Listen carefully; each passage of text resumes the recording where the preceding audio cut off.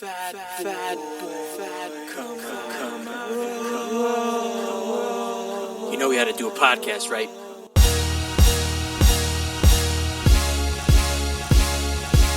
What's your name, fat body? Of course, you were looking food. What the hell? I'm not fat. I'm big boned. I'm gonna eat it. You owe me for one jelly donut. Fat motherfucker. Listen to it. My wife said no one's gonna listen to us. I've got bigger titties than you did. Bullshit, because nobody fucking had E's back at that point for a bigger guy. I'm not everyone's cup of tea, but I might be somebody's shot of whiskey. You can't think about, hey, I need to lose 100 pounds, and think about winning that day. Fucking, I want a cheeseburger and a milkshake. Yo, what's up, fat leets, and welcome to episode 50 of the Fat Boy Podcast. And for episode 50, I thought I'd invite my very first guest, my buddy Jim Allers. What's up, Jim? How you doing, buddy? Yo, what's up? I can't believe episode 50. Episode 50, and look, in a record 6 years. It only took me 6 years to get here. What is the average on that? Oh man, that's I don't even want to do the math. That's pretty. It's pretty bad, actually. Yeah, man. The amount of money I've spent and I've dropped on like keeping the podcast active while I was not doing it. Yeah, that's pretty. It's a pretty. Man, no, it's not what we did in the past, man. You got started, and now we are. Life kind of happened though. Life happened, and we're moving forward now, and we're just gonna look at the many podcasts that you're gonna bring out to everybody. Going forward, and I told you when I wanted to have you on, I kind of wanted to talk about this because, you are twice in the intro, right? Telling me that I was always thinking about food, or of course I'm thinking about food, and then that that Melissa was like, oh, ain't nobody gonna listen to that, right? Yep. And well, we got a few listeners. But yeah, man. What I wanted to bring up really about Melissa was back in that day, she wasn't training. Crazy. And now that your wife is kind of a monster, dude. She's a monster on the mats. Hell yeah, man. I think, I started training in 2005 and we've been together since high school. So since 2003 we've been together. So she was a part of wrestling. She was at all my wrestling matches, but she didn't wrestle. But she was always there. And then same thing with jiu-jitsu and all my fights, always there. But tried it once, and I think she like broke her toe and she was like, nah, I don't want to do that at Gracie Baja. And over on then Mills. she just over on Mills, man, years ago. And so she never did it. We started the gym that we have now. I don't know if we've ever talked about that. No, that was 6 years ago. Like I said, the last podcast was 6 years. You started a whole gym and all in that time. Crazy. Yep. So, man, it's so much. I mean, it's crazy. We had a whole pandemic in the interim. Life has been crazy since then. Just so many things. So 6 years ago, when was that? What's 6 years ago? 2016. It was December. The first episode came out in December. I want to say like December 28th or 29th of 2016. 2016. 2016. I was still over 300 pounds. Crazy. Think about that. That's a long time ago. That's amazing. Yo, my daughter wasn't here. So much has happened. You have a daughter. I have a goddaughter. Yeah. Man. She's beautiful, by the way. Thank you. Yeah, man. It was a crazy time in life. I had just got out of the UFC, I think. I don't remember. I think I had just got cut from the UFC.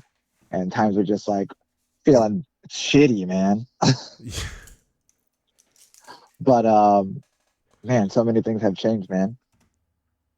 Yeah. Man, what has happened since then?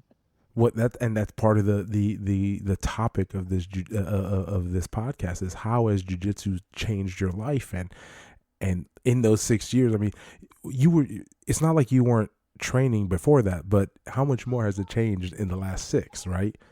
Right. With the beginning of your gym and the amount of people you're able to teach jiu-jitsu to, and that's amazing. Like, I remember when I went down to your grand opening in the first location. Yeah, I already had two locations in this time too. Man, I just was honestly, emotional just now because we just, it's the end of the year, and we throw out some deals, and the amount of people who are invested and committed to doing full year contracts, full year upfront, because they believe in just what I'm doing, and I was just like, man, you always have self-doubt, you have all these things about, when you have the gym, and I was just amazed, like, man, this is amazing that these people are just like trusting me, like, hey, like, I believe what you're doing, I'm gonna commit to that full year. And I was like, man, that's awesome, because I don't know what I would commit to for a full year myself, I have a hard time with doing stuff like that. So to see how people are like doing it, I'm like, man, that's amazing. And they're investing in themselves as well. Investing in themselves too, man, of course.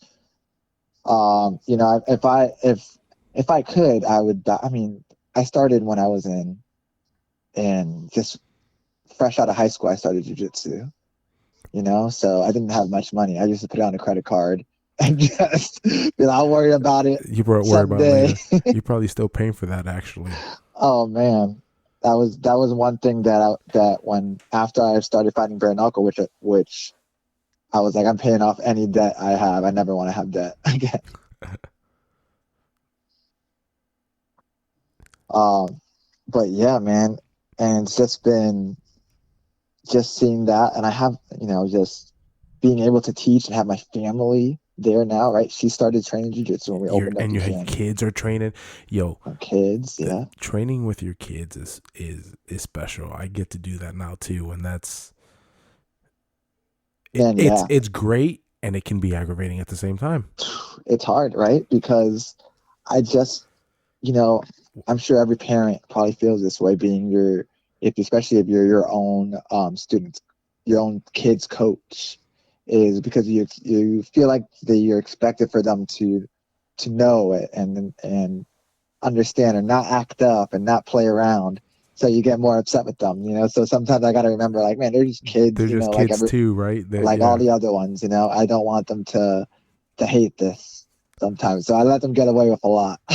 I sometimes I don't, and then again, I let Isabella get away more than with Uriah does. But I also think it's an age thing. He's 12, she's 5. No, of course, man. I think, at that age so I have a few different age groups classes. I have a 4 to 6 year old class. I think we have some 3-year-olds, but I really like telling them, like, hey, this is like the very basics. They're gonna have fun. Ooh, 3-year-olds are tough, dude. They're gonna have a good time. They're gonna have fun. Don't be mad if your kid's not doing barambolos and stuff. You got to remember that, they're so young. Some of them never even been in a kindergarten class before. Never been in a class before. Why aren't you teaching my kid barambolo? Yeah. Why is he not even already rolled for the heel hook? Yeah, man. For them to sit through a class like that, I'm like, you gotta realize that it's gonna take some time, especially if they've never been in some kind of situation where they have to sit and listen and understand. So, I just make it fun, man. I make it fun in a way that they're learning jiu-jitsu and they want to keep coming back. That's it. Sometimes it's like you don't want to make it too fun, but you kind of have to, right? Because I don't know. For me, it's tough because I think I'm torn in that. I don't want to make it too fun, but I also don't want to do it to where they don't want to ever come back. the way I do a lot of things is that there's a lot of drills that I have them do that are just like, man, they're fun drills, you know. Even adults will have fun doing them, you know. So, but they're learning jujitsu at the same time. At the same time, correct. Which one? Oh my God, the kids love Spider-Man and like swimming and Yeah, those Gracie games are awesome. Are awesome. They love them. The silly horse, the crazy horse. Crazy horse, crazy man. horse. Kids go crazy for them. Yeah, and it's crazy because, you know, I have some kids, you know, we've been open now 4 years, and I have kids who started when they were... Sorry. Oh, dang. I thought I had one that was an applause. I was going to give you an applause for that 4 years, because 4 years is, man, that's awesome, dude. Man, that's 4 years through a pandemic. You don't understand how many places closed down. Yeah, man, it's sad. I used every day on Instagram you see one of those posts where it's just like the person sitting in an empty gym, you know, and it's because they lost it. They lost it all. Yeah, man, I think especially during the pandemic that was a hard time because how can you train jiu-jitsu during a like that was, oh my God. The Zoom things. All of us are doing Zoom things. And no, all of us was not. I did not do one Zoom thing, not one. I didn't. I couldn't do it. I wasn't gonna do it. I wasn't set. I was not gonna do that. That's listen. Do you not watch YouTube videos and drill on a dummy? Have you never done that before? Oh, absolutely. Drill with a sibling, or now you can drill with your wife. Yeah. You know. So it was similar. I mean, we set up a whole thing, man. I was doing it every day. I would do a adult class in the day, one adult class, whether it be jiu-jitsu type or kickboxing type. And it would like alternate. And then in the evening, I would do, again, one adult class and one kids class. How long did you do that for? Like how long were you doing Zoom classes for? Maybe 2 months. Okay. Around 2 months, maybe. So like right after, because I remember it was around the 21st or the 22nd of April, and that was when our buddy Ronnie was like, "Hey guys, we opening back up." Yeah, so maybe I think I know we were closed for 5 weeks. It felt like forever. And I got a little. So at first, oh, bro, remember we even went. We went to one of the only MMA show, to the only sanctioned MMA show happening in the United States. Crazy. On March. My student lost on that. I know.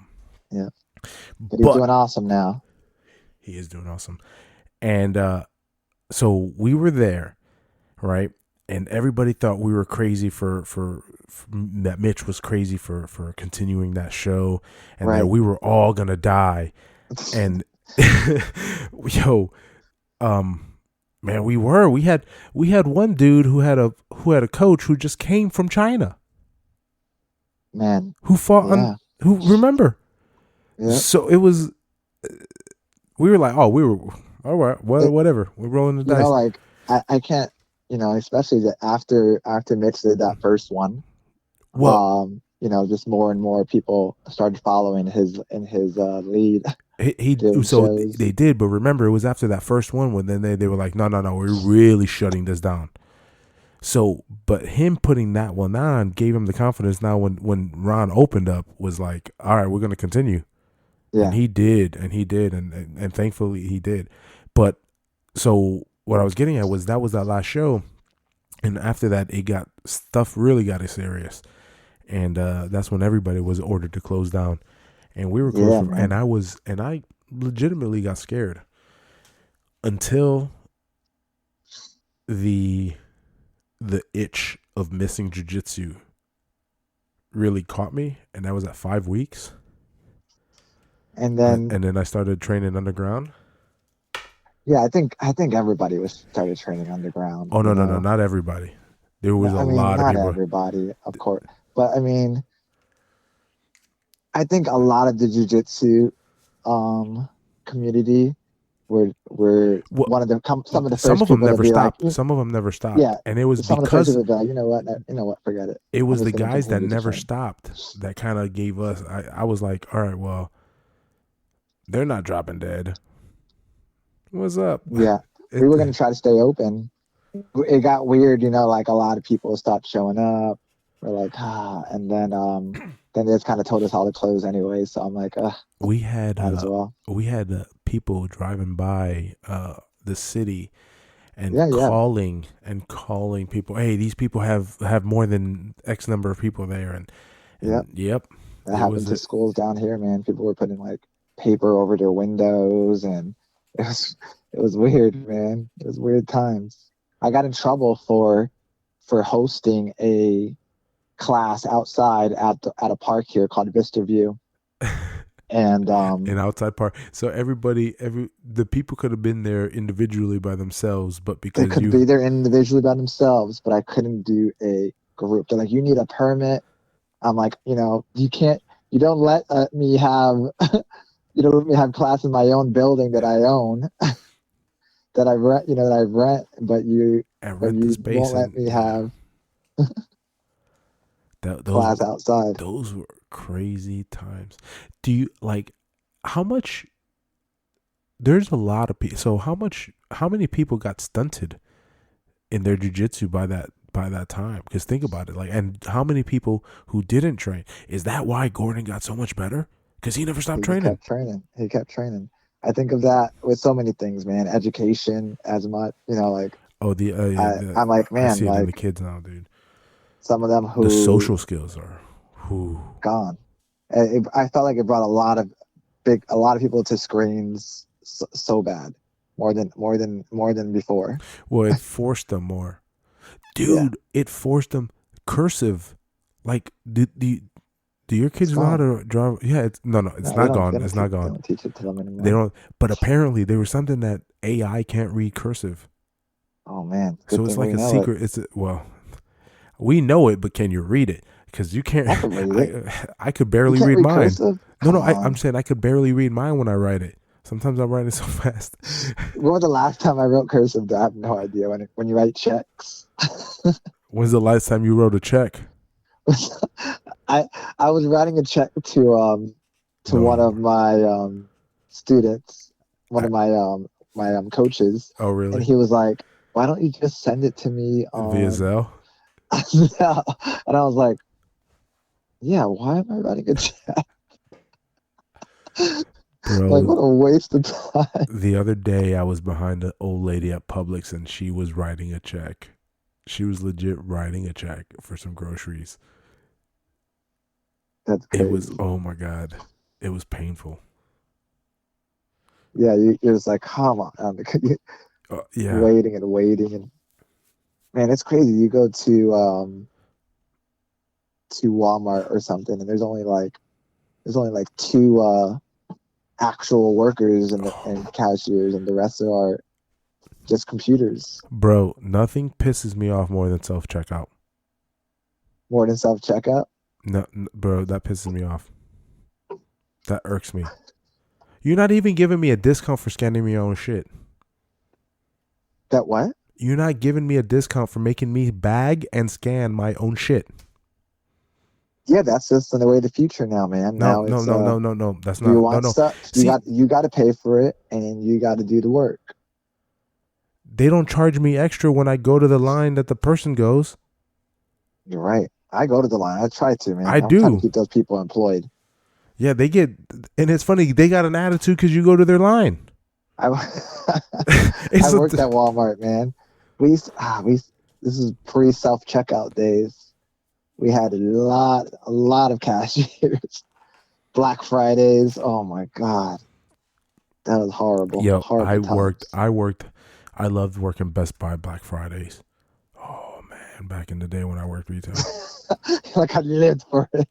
But, dude, first off, I mean, it was crazy to see people rushing the store, right? I was crazy kind of special because I had I was crazy special. Funny. No, I was lucky because I worked in the car stereo department. Nobody really bought car stereo shit for Black Friday. Right. Nobody ever. So we were able to run around the store and just watch all the other craziness. And that, dude, people fighting over TVs. And dude, this is the time when the TVs were, you know, the big screens had the 3 bulbs. So they were huge. Yeah. Man. Sony Vegas. People would buy 32-inch Sony Vegas, and with the Trinitron screens, bro. It was like 2 inches of glass. Those things were 400 pounds. Heavy. Oh my god, those things were. I got in safe. trouble because the news was at the Walmart that I was working at, and you know they're asking people, you want an interview? I'm like, hell yeah, I'll do an interview. You know, I want to be on TV, so I do the interview. You know, don't think of anything of it.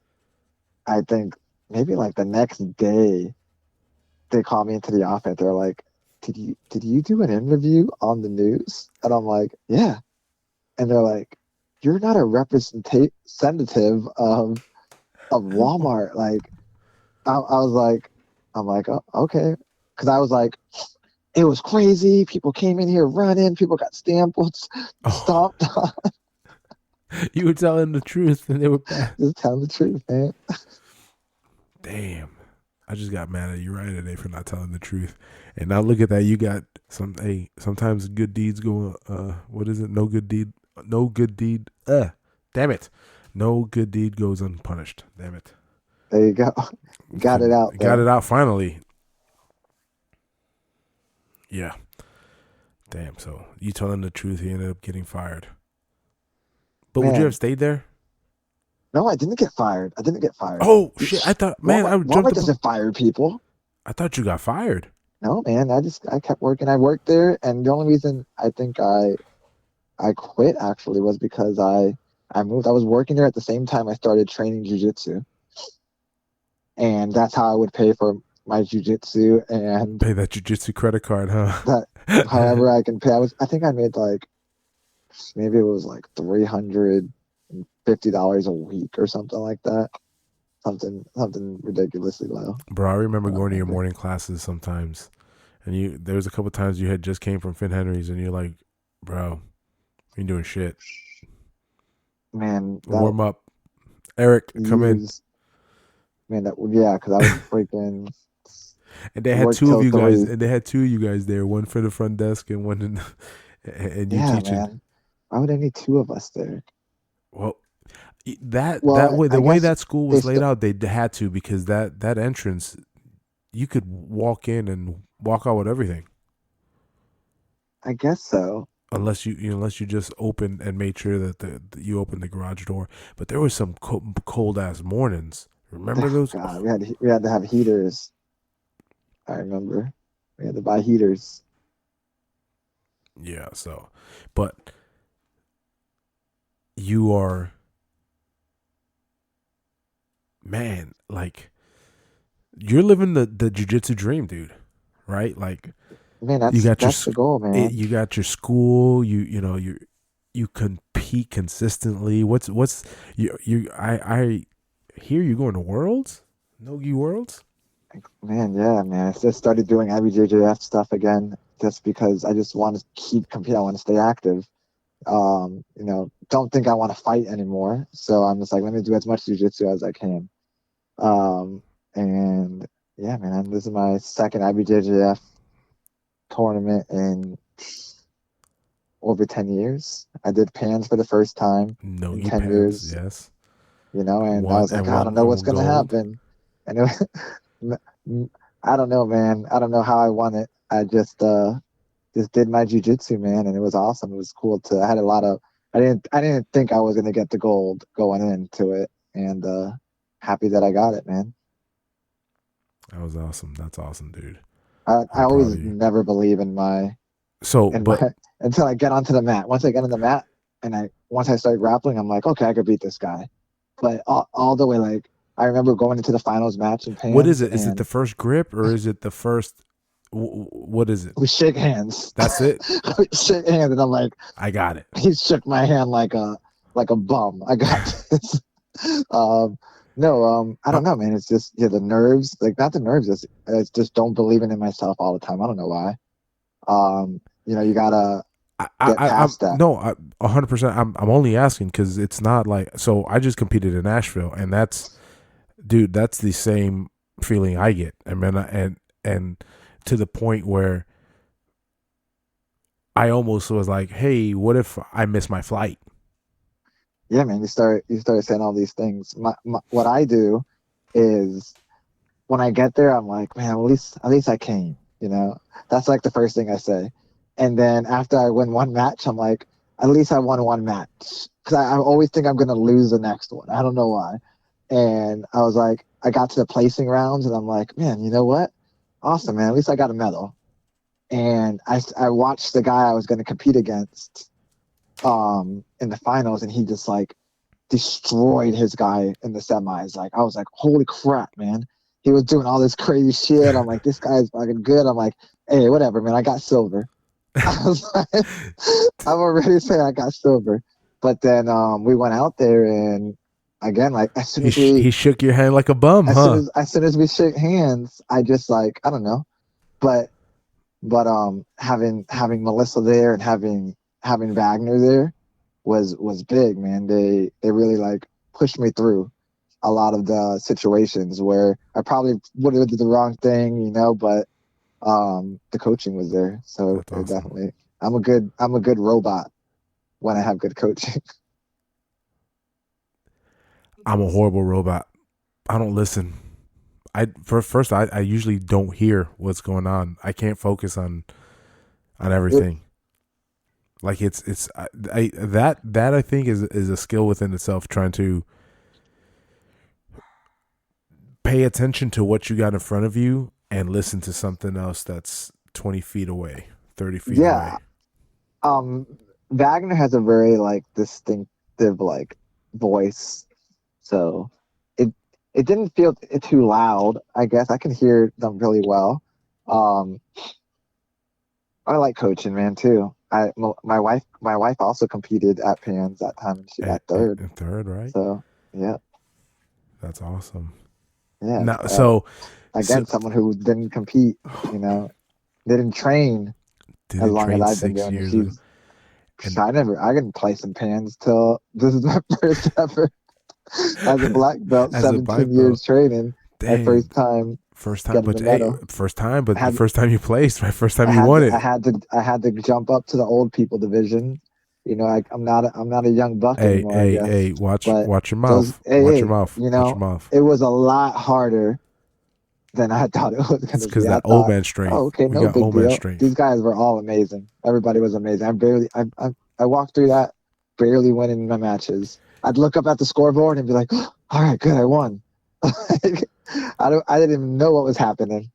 Jim, and it's you say that, right? Old man division, but some of these guys that you compete against have been training jiu-jitsu as long as you like, or are black belts, as long as you've been training jiu-jitsu. Yeah, exactly. Yeah. And that's great. So now that like you and your wife are training, like you guys doing more like couples jiu-jitsu tournament weekends. Do you think that's on the horizon? That's always fun. Yeah, we're going to Worlds. When we're going to Worlds, we went to Pans as a family, but we're going to go to Worlds, just her and I. So are you gonna check out Dallas afterwards? No, Worlds is in. I think it's Anaheim, California. Oh, it is Anaheim. Damn it! Why did I say Dallas? Pans was in Dallas. That's what it was. Pans was in Dallas. Yeah, it was cool. We did a little family trip there.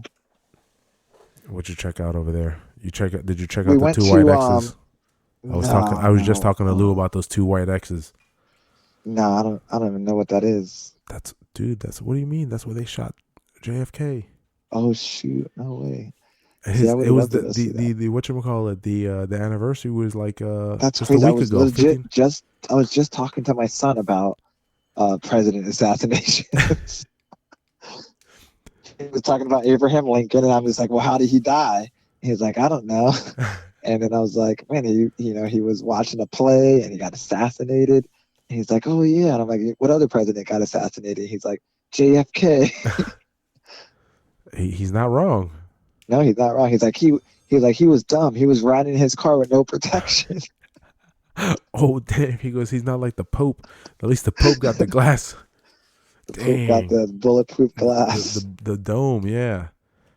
How about my boy Teddy? My boy Teddy got shot and finishers. No, it was didn't Teddy get shot? And I believe so. And finished the speech. I believe so. Yeah. Teddy's the man. Teddy is the man.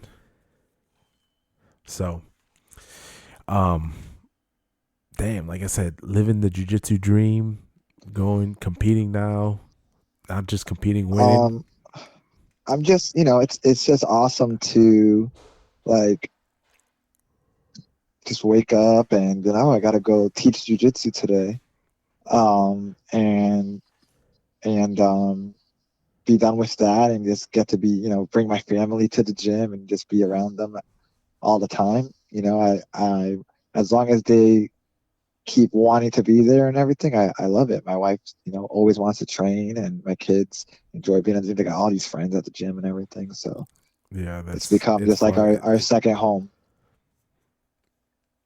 You build a community. That's what I think that's what it is. And that's what I see over at our gym, and that's how like the kids program is growing.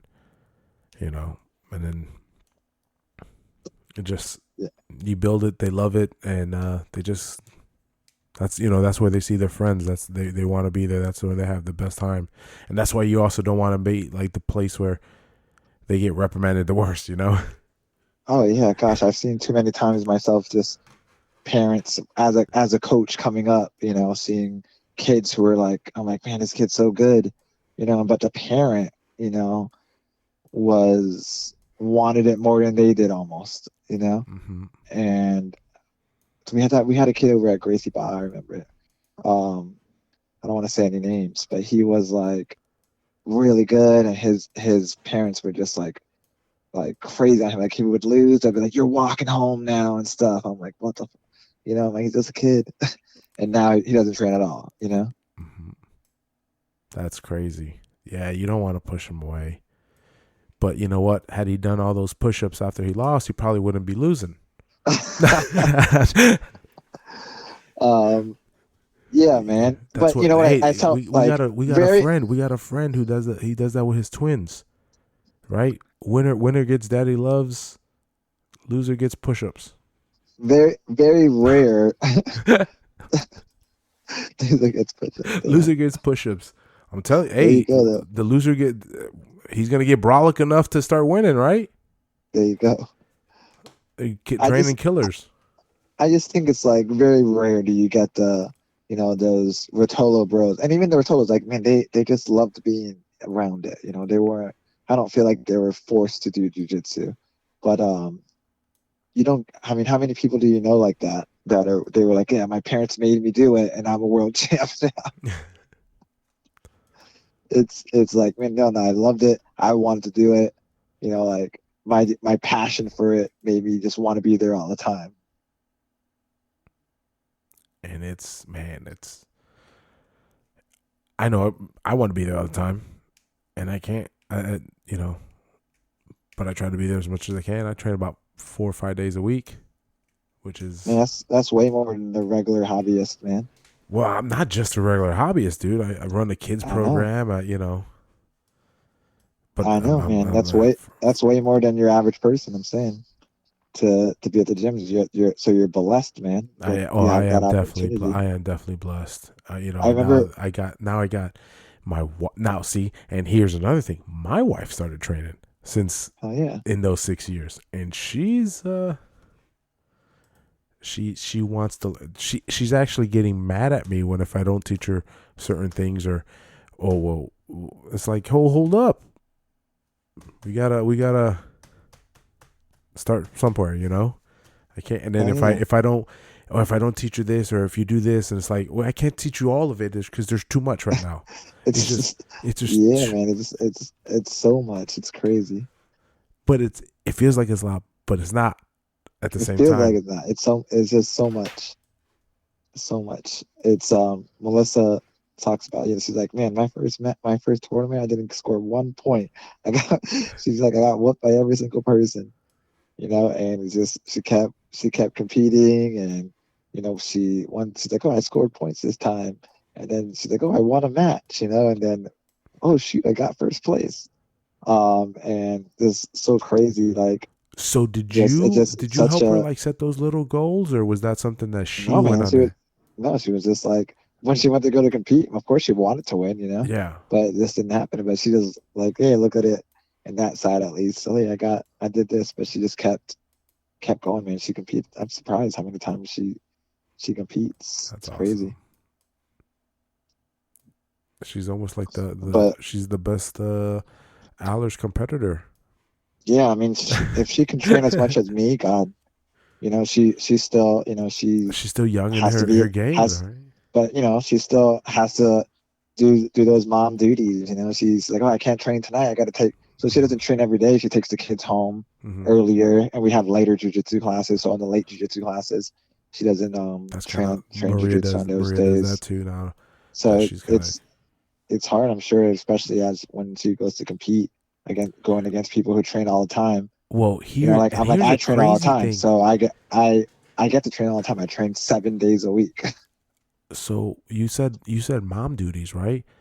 And the worst part about this is that those never stop. So and I've seen this where you've been not you, but I'm just saying I've been at a tournament, and it's like mom's getting warmed up and kids like, hey mom, it's like, yo. Yeah, it's hard. It's definitely a lot harder. Our kids, they'll leave good.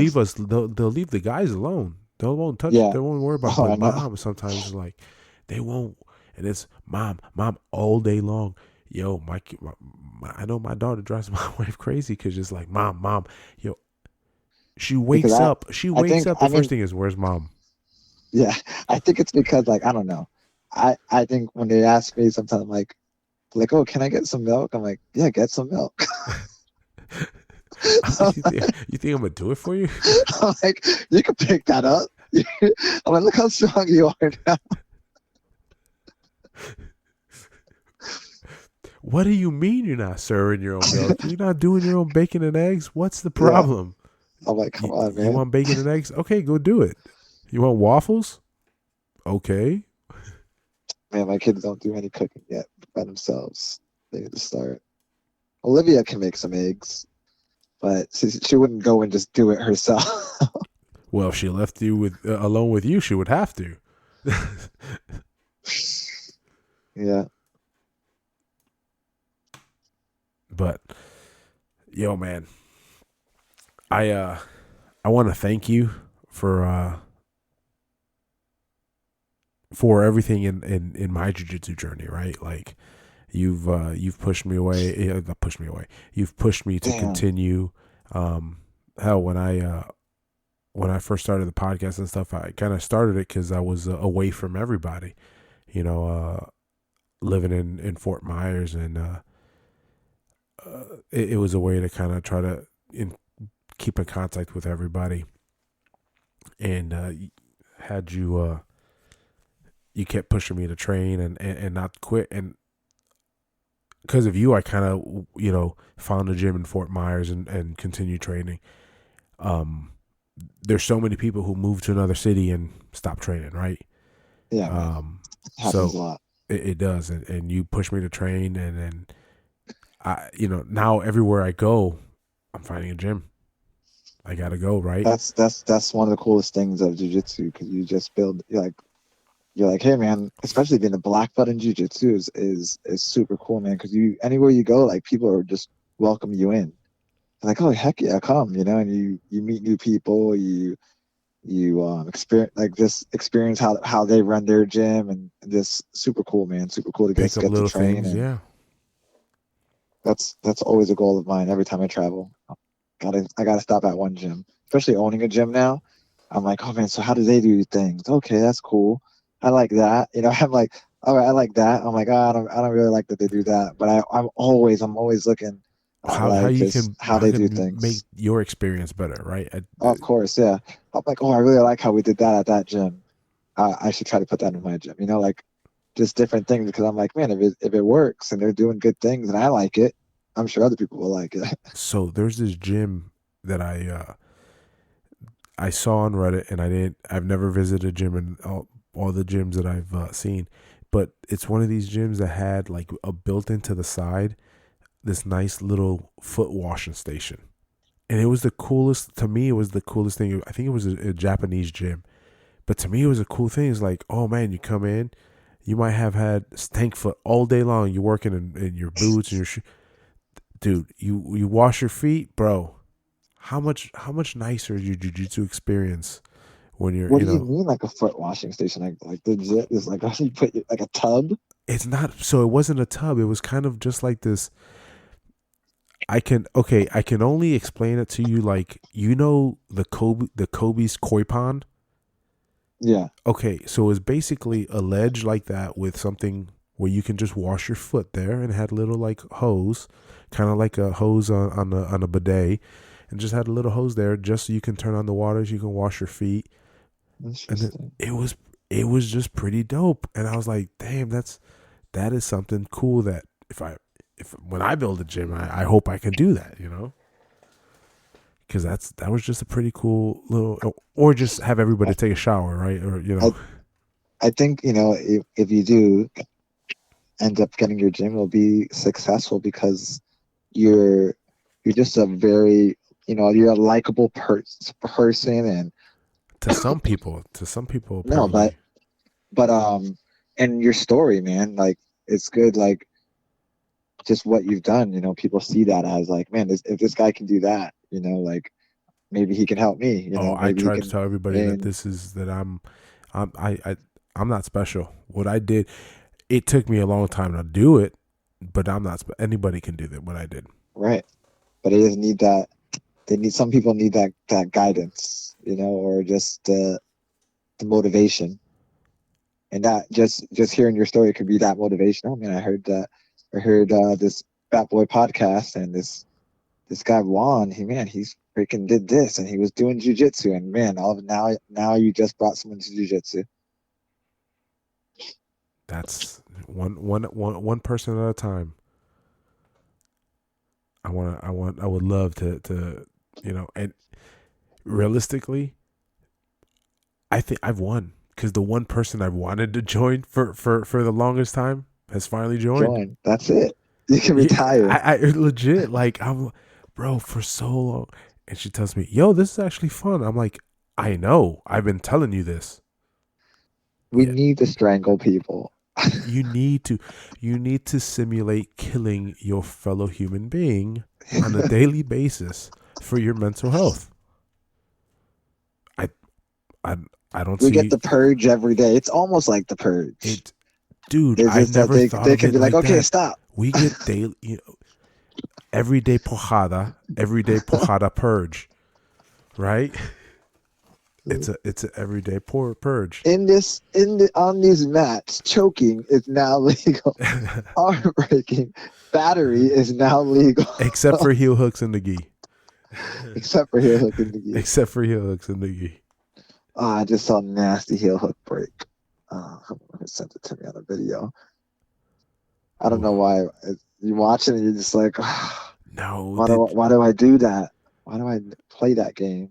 That's playing. I play it, man. I play it. A dangerous game. I still play it when I do those super fights, bro. Okay, so I was at the last submission grappling event, right? And I was watching the main event, and Jason had this guy in this heel hook, and he was cranking on this heel hook, and the dude was sitting there fixing his fucking hair like it was nothing, and I was just like, "What the hell is going on?" Jason, he's pretty good. Vaya, yeah. He had this thing. He's solid, and it was just the guy was just not. I wonder who it was. Oh, it was that guy who's really good. Yes, wasn't it? Yeah. Like he can't. Yeah, he has brought this guy. He won. He did like. Did he win? He has like a surfer haircut. His little. But he won like he won one of those like like EBIs or something. Yeah, that guy's It was amazing. Dude, he was and he was just There's like there's levels to this, I guess, you know? sitting there like, oh, you're not cranking on it. It's not doing absolutely nothing. And I'm sitting there just watching him. He's like, he could have been done his taxes. He could Damn. have been doing his taxes right there. Just all right, guys. Yeah, man, it's scary. Those scare me. I've had ACL meniscus surgery on both my knees. Yeah, no. The crazy one. Did you see that foot break? That I think it was a white belt. He was pulling on his his foot, like his metatarsal. The triangle? For that triangle? Yeah. Yeah, I posted that on my Instagram. Bro. I posted that one. People were like, I'm deleting you for sure. That sounded so loud. That was crazy. That's pretty much all my Instagram has become, is just me posting stuff that I think is crazy. That was knockouts or jiu-jitsu submissions. They're great because if people- not, I don't see them all. People acting stupid at tournaments. It's become like a combat sports page. Combat news sports page almost. Well, keep on posting. It's fun to watch. Yeah, man. Instagram's paying me, so why not? So what's your Instagram page? Fight Gym. It's pretty easy, right? At Fight But- Gym? At Fight Gym, but JIM as my name, not the gym, not a fight gym. Which I tell people, I have to say that. Oh my because when I God. tell Yes, people because you say at Fight Gym, you think it's Fight FIGHTGYM. Yes, because I tell people all the time and they put it in. I'm like, no, JIM, like my name. Oh my And they're God. like, oh. No, but So, why would you have I- done Fight Gym with your name, Jim? Jim, what are you doing? You should have just done at Jim Allers. Holy crap! Why? Or at Fight Gym, Gym like So, spelled do like a you- do you- gymnasium. Do you want to know why? So that's funny why Fight Gym came out. So I didn't pick that. My manager at the time, he made a website for me, and it was www.fightgym.com. I wonder if that website's still around. That's great. I wonder. But, he made this website for me. You know what? I need to look to see if it's on. I'm typing it into the Googles right now. So Oh my God! no way. It pushes you. It feeds you to Paragon MMA. Yeah, so that was my manager. Yeah, because here's your featured fighters: Bruce Connors, Frankie Knuckles, Frank Sharapov, Kevin Abrante. I wasn't even Ryan like a Hush. featured fighter back then. Nah, you're not. I only had like 3 fights. Look, it has his MySpace on there. Oh my God! Look at that Fight Gym, www.fightgym.com. Oh, Jim Allers, 21 years old, 5'11". Bro, you're not 5'11", I know I'm not. Sure Dog put me that as 5'11". and you definitely don't weigh 155. That's what I used to fight at that. I fought at that. Yeah, I'm but close to it though, yeah, man. you're I'm close to it. I'm like 165. Yeah, how have most people get heavier when they get You've actually I got controlled. lighter. It's kind of crazy. You've actually controlled your weight as you've gotten older. I've gotten you haven't lighter. You haven't gone out Matt Serra on us. I used to be when I was in the UFC like around 180s, and this morning I was 165. That's why I'm like walking around. That's legit. Do you think that's just because you're? Do you think you're training more, or what? Or you're just eating better? I don't eat as much. I would say I probably eat like once a day, maybe twice sometimes. But Did you eat but more back then? I trained a lot too. Back then I trained a lot though. Also, Yeah, I didn't. But, I couldn't think. Yeah, and you taught more, right? I don't even know, man. I teach a lot now. Yeah, you teach a lot now. I can't say that because you teach a lot now too. Between don't the know. jiu-jitsu and the kickboxing, right?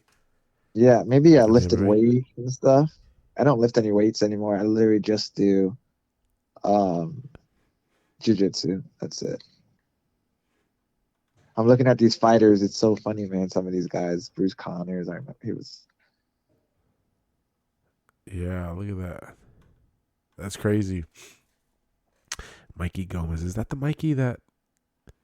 He was like our coach. Oh, okay.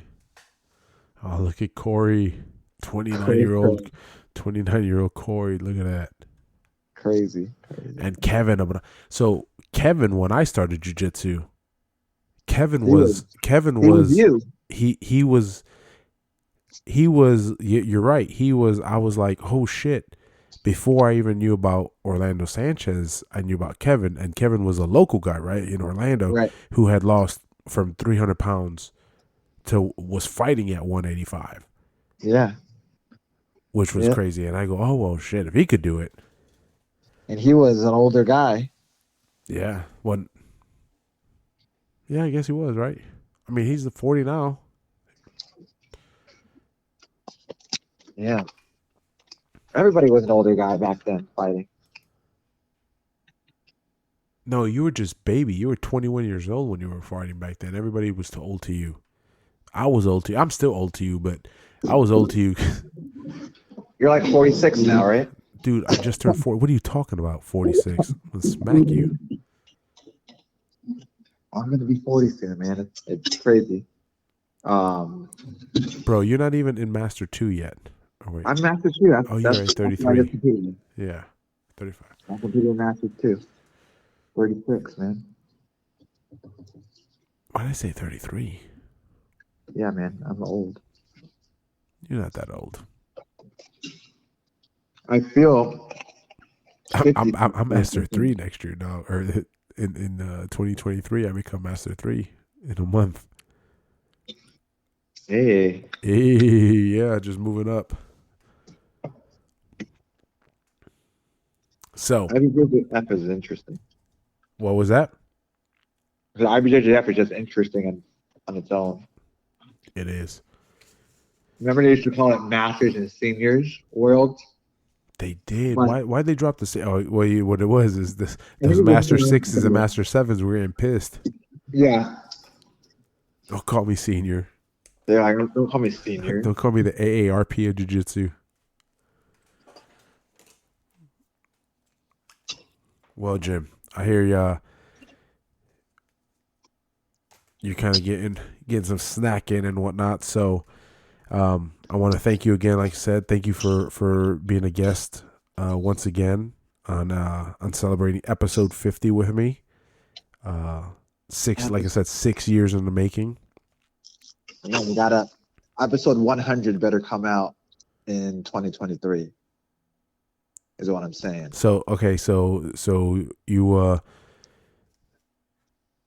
you trying to be a guest on 100? Is what you're saying? You're telling me right now. 100. Episode 100, right. And we got to do in 2023. And that's it. You're doing 50 episodes next year. Bet. Let's do this. Set it and make it happen. It's happening. Hell yeah. Well, right, we'll see you. We'll see you in 2023 then, episode 100. Thank you for coming on, Jim. And where can they get you again? Where can they get you again? At Fight. What? At Fight. At Fight Jim, JIM, not GYM. Yes, at Fight Jim on Instagram. Thanks a lot, buddy. Have a great night. Thank you. Thank you for listening to the Fat Boy Podcast. Have a nice day.